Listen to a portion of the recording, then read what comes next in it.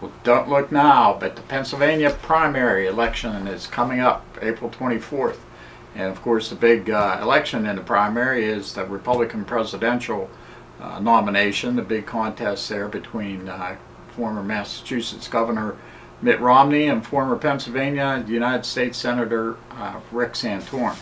And basically, it does look like, at one point it looked like these guys have been kind of fighting back and forth, and at one point it did look like Santorum might have a shot. It doesn't quite look so likely now, but it's still, Santorum is still vowing to fight to the end, and so it should make for an interesting month. There won't be any primaries after April 3rd in Wisconsin, Maryland, and the District of Columbia. There won't be any primaries till that April 24th in Pennsylvania. So there should be a month here almost where the candidates will be campaigning. It should be interesting to see if possibly if Rick Santorum maybe makes a stop in Fayette County or Washington County or somewhere around here, and whether Romney possibly might make a stop also.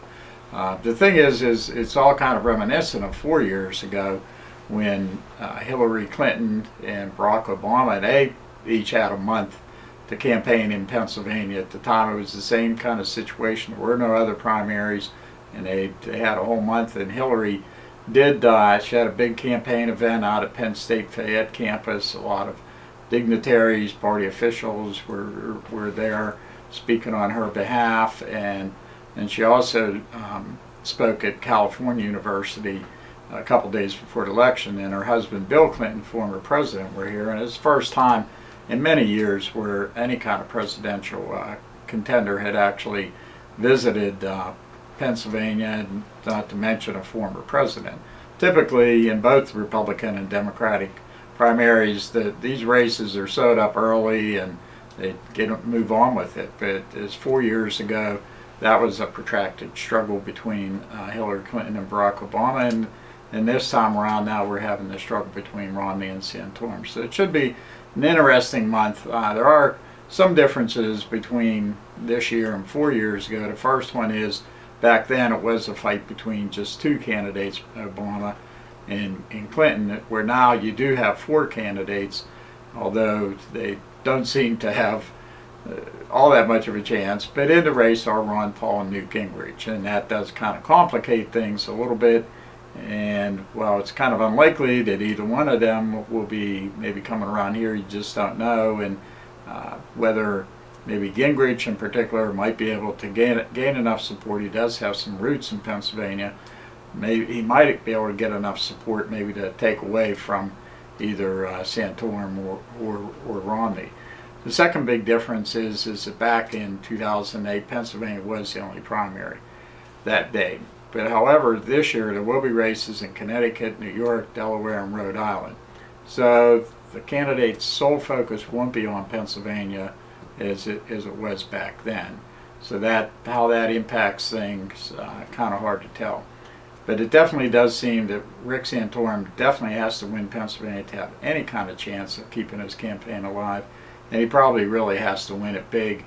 And he probably has to win a couple of these other states on that day in order for him to have a chance.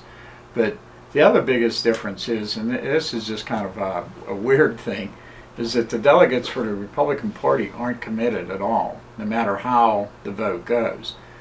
Typically for the Democrats, you'll have people vote for the candidate. Back in 2008, they voted for Obama or Clinton, but then they also voted for convention delegates. And the delegates, of course, are the ones who actually go to the convention, actually nominate the candidate. And there was on the ballot, you could see there was Clinton had her slate of candidates, Obama had his slate of candidates. So it was clear who you were voting for, and with the delegate that you were picking. But this time around, the delegates aren't going to be committed to anybody. So it just kind of makes it interesting. Theoretically, Santorum could win easily, but these delegates still could go for Romney. So I guess they said the Republicans have been doing this for a while, and I guess that's kind of worked out for them. So I guess we'll see. But It also make for a pretty interesting month, particularly for the Republicans, since they really haven't seen anything like this in quite some time in Pennsylvania here. So it should be interesting just to see. I'm sure we'll be seeing a lot of advertising, a lot of probably ads done.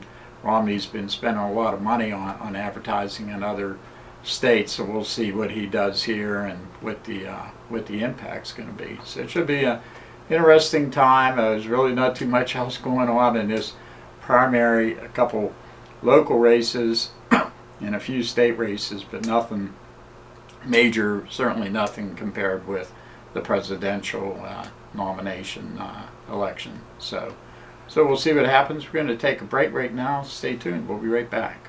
At the Herald-Standard.com, our mission is to provide news, information, and services to enable our communities to prosper. Every day, we strive to achieve this goal through 3 dynamic products. Wake up each morning to a copy of the Herald-Standard.com newspaper delivered to your home. Enjoy the e-edition and exact replica of our print product on your computer, tablet, or smartphone. Or secure unlimited access to our full-coverage digital news site online at Herald-Standard.com. One local news leader, 3 great options. Okay, in the first part, we're talking about the upcoming presidential primary in Pennsylvania on April 24th, and do encourage everybody to get out and vote for that day. And it should be a very interesting day. We'll see if Rick Santorum, see if he can hold his home state here in Pennsylvania, and see how big maybe he can win, and whether his campaign will be alive pretty much at the end of the day. But also, too, I just wanted to talk about something else for right now. First of all, I wanted to invite anybody that has a question for me to please send it to mokeefe@heraldstandard.com. But also, too, I wanted to mention we've been receiving a lot of letters lately that people haven't been putting phone numbers on. The phone numbers are very important. We need those phone numbers so we can verify that whoever wrote them actually is the person who said they are. It's a formality that we have, but it's a safeguard, and so we encourage everybody to please put phone numbers, because if you don't, because in this day and age with cell phones, it's very hard to track people down. So we need that phone number.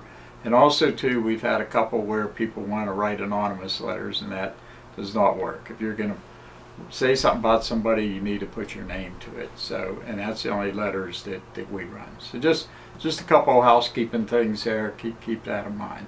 So that's going to do it for today's show. I want to thank you for watching. We'll see you later.